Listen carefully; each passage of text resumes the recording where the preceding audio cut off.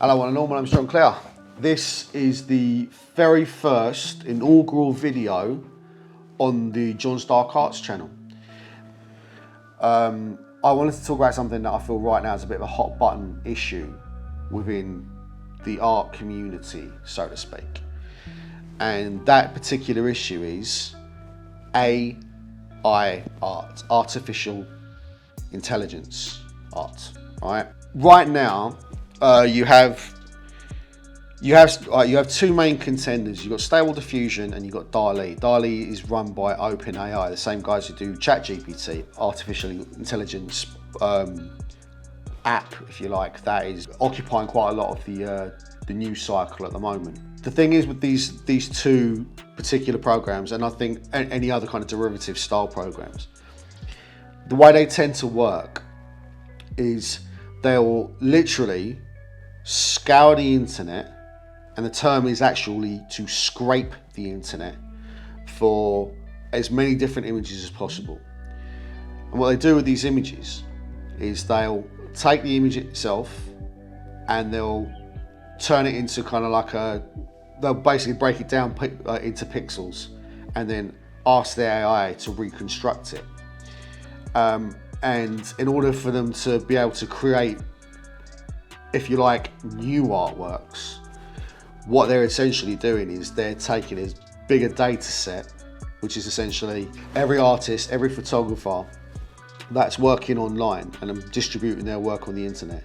They're literally taking those images, scraping them, running them through the AI and training the AI on this massive data set of images. Usually, and this is quite a pertinent point, usually against the will or without the participation of the artists, photographers, creatives involved. And this is a bit of a sore point for a lot of people, right? And in my mind, justifiably so, because no one opted in for this. And now the Pandora's box is open, the cat's out of the bag, you know?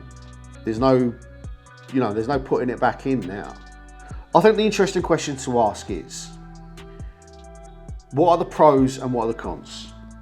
What are the benefits and what are the negatives of this technology? That, again, there's no putting the genie back in the bottle now. It's out there. So the question is, how do we adapt? Now, there's certain things I don't mind. I've seen some amazing uses of it.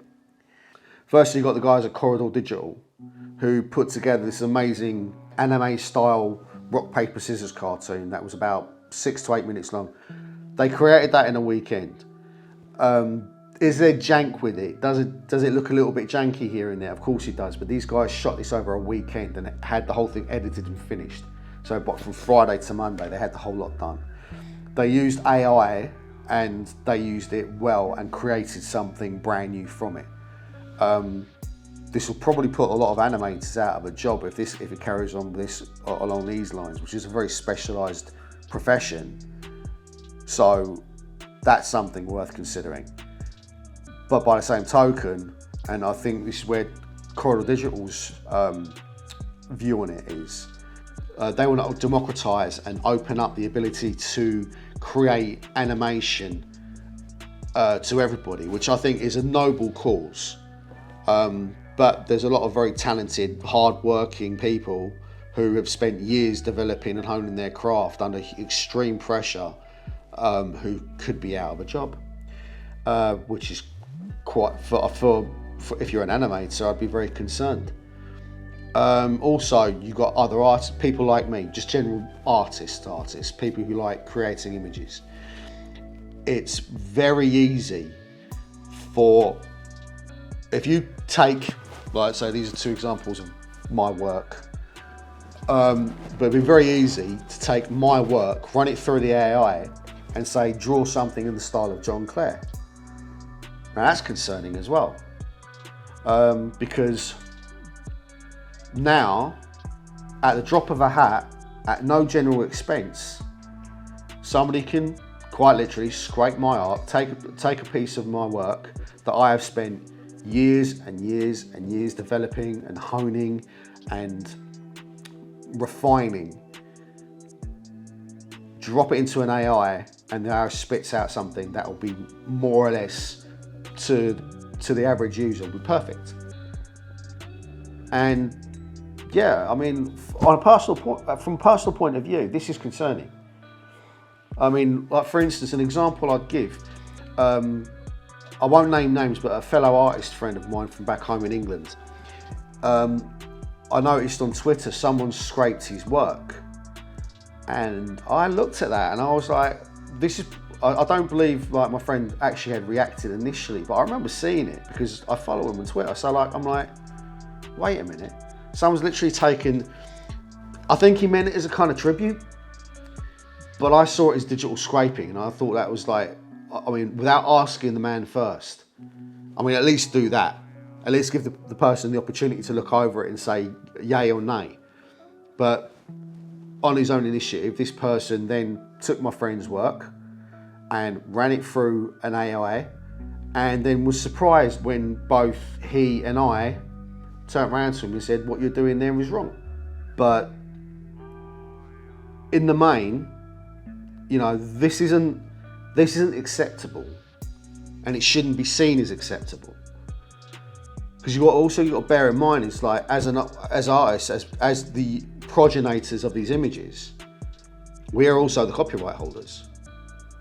Any image that I create, any drawing that I make, any photograph that I take, because I'm also a photographer, I own the copyright. So you need my permission to utilise my work, which I think has been flagrantly disregarded. This is why I believe it was it Stable Diffusion or OpenAI that was sued by Getty Images, because the images were definitely scraped from Getty, because Getty has a watermark on all their photographs. They're not stupid, right? By any stretch of the imagination. They're a massive company.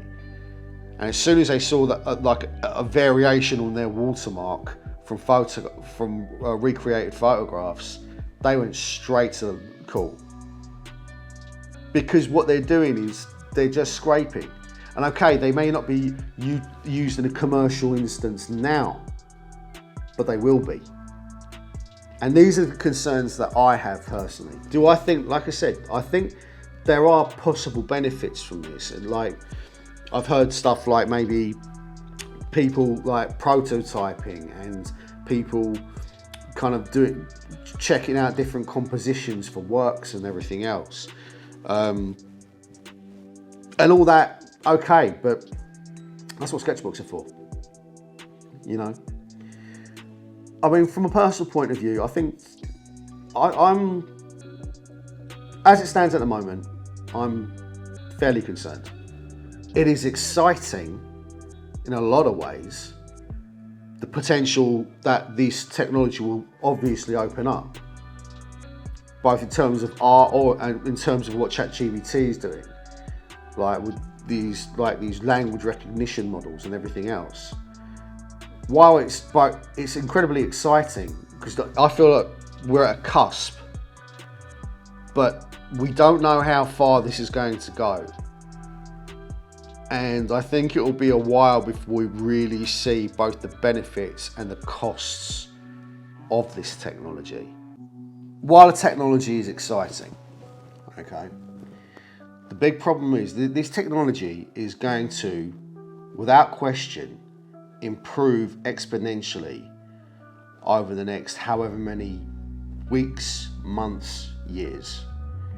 It's going to get better. It's going to refine. You know, these AI models will become more and more sophisticated and be able to produce images that are of far better quality over time.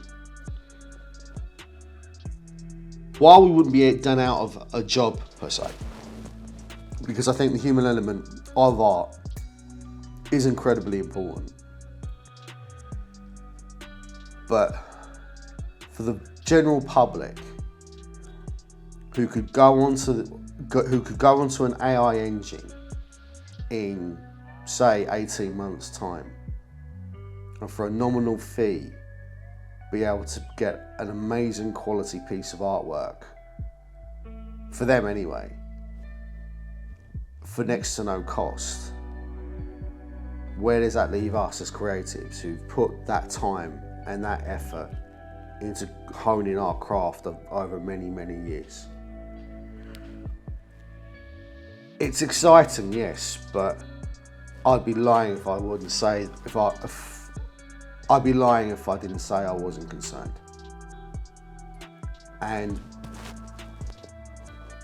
where this leaves creative people in general, because bear in mind, this doesn't just affect artists, it can affect photographers, musicians, writers.